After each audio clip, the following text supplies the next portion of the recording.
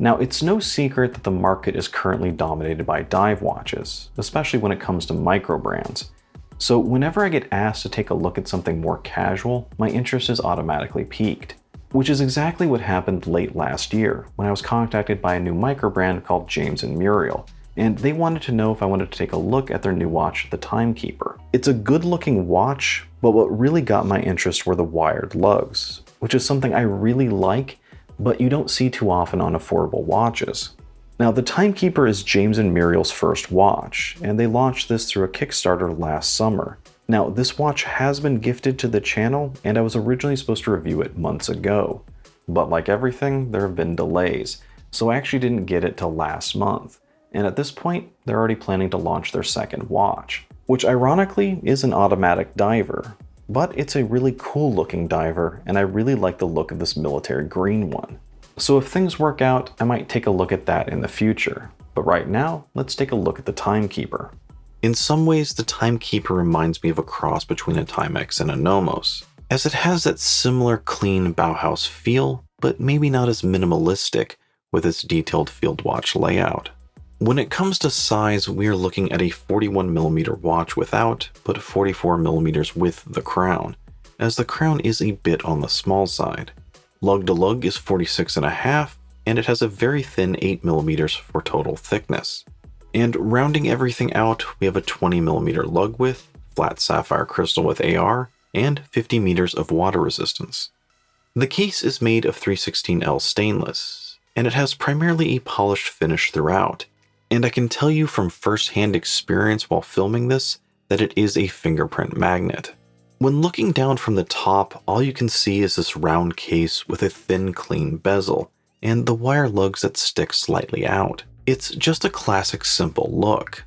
Yet from the side, you can see that there's more detail put into this case, as it staggers as it goes down to the caseback, which is a cool touch that gives it just a bit of an Art Deco feel. Now, I've seen way too many quartz watches recently that have a snap-on caseback, so seeing the Timekeepers was a pleasant surprise. Again, it's a highly polished surface with just a simple logo in the middle, yet it's secured with 7 tiny screws. So it shouldn't be too difficult to change the battery when you need to, just don't lose those screws. However, while it does look good, I would prefer more of a matte finish to the caseback. The difference is minor, but just in my own experience, a finish like this does accumulate scratches over time. The crown is at the 3, and overall it does look good. It's signed with a brushed version of the logo, and it does have a nice pattern and texture. But it is a bit small, and is pretty hard to pull out. And when you do, there really isn't any sort of tactile response to let you know when you have. Now, since this is a quartz watch with no date, you're not going to be fooling with the crown too much, but I still found it a little bit disappointing. However, more disappointing, and by far my biggest complaint with the Timekeeper, is the finish where the case and the wired lugs meet. This one here is the worst, and the other 3 aren't quite as bad, but it does illustrate my point, that for whatever reason, they couldn't quite clean up these points to the same level of finish as the rest of the watch. And worse, there is some discoloration here. Now, I don't know exactly how this was assembled, but to me it almost looks like the lugs were welded on, and this is just leftover solder they couldn't quite get off. And to be fair, the macro shots here make it much more obvious. In real life, I don't think you're going to really notice this unless you really start to look for it. Plus, most people don't really put a watch at this price range into macro levels of scrutiny. And other than this, I think the finish as a whole is fitting for the price. But I still think this is something that's holding it back, and something they should improve moving forward. Now let's move away from that and onto the dial. Currently there are 3 colorways, and this is the silk white version. Basically, it's a flat printed dial in matte white color, and it has a classic field watch layout with 24-hour, 12, and 60-minute indicators. The exception to that is the sub-second dial at the 6, which is slightly sunken. Just above the hands, you have the brand name and logo, and they are printed in black to match the rest of the text. Normally, I'm not a fan of longer and more complex branding, but here it does blend in nicely underneath those indices. While the dial itself may be a little simple, the hands are truly the star of the show here. The hour and minute hand are very thin sticks, and I think they are a tad short. And while that's not my personal preference, I think it is fitting for the style. But what they lack in complexity, they more than make up for in execution, with just a beautiful and striking finish. Blue for the hour and minute, and orange for the second hand. These hands and their finish really make the watch.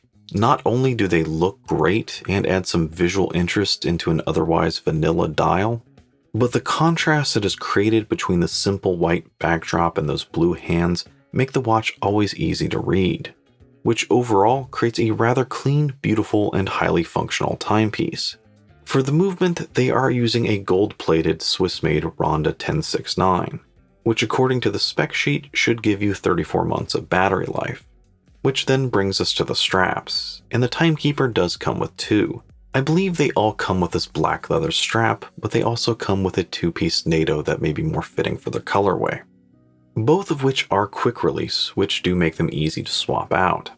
While I did prefer the blue nylon, both of them wear the same, which is pretty good. With a flat and expansive dial paired with a minimal bezel, the watch as a whole has a huge presence. And because of that, I think they could have easily gone with a 40mm case rather than a 41, as I think it would have given you just as much wow factor and made it a little more comfortable. However, its narrower lug-to-lug of 46.5 always ensured that it sat squarely on my 7-inch wrist.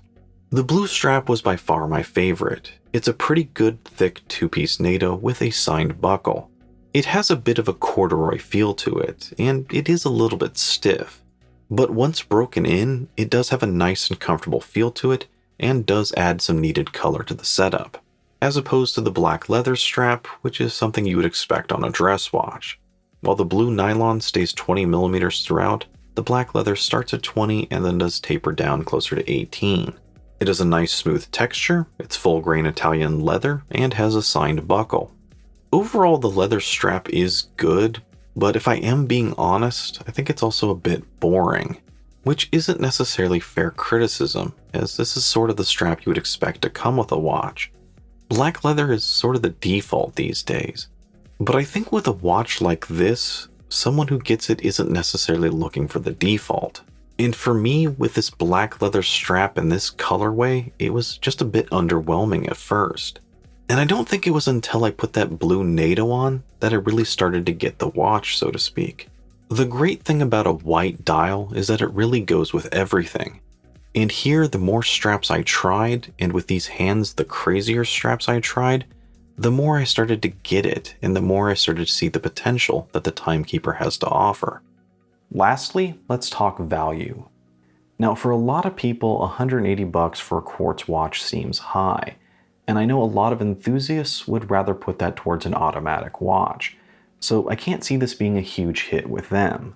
But I can see this as a good option as a gift that enthusiasts can't give, because as a whole package, it's an okay value. You're getting a good looking watch with sapphire, a leather watch roll, and two good straps you can swap depending on the occasion. Basically, it's a good starter kit.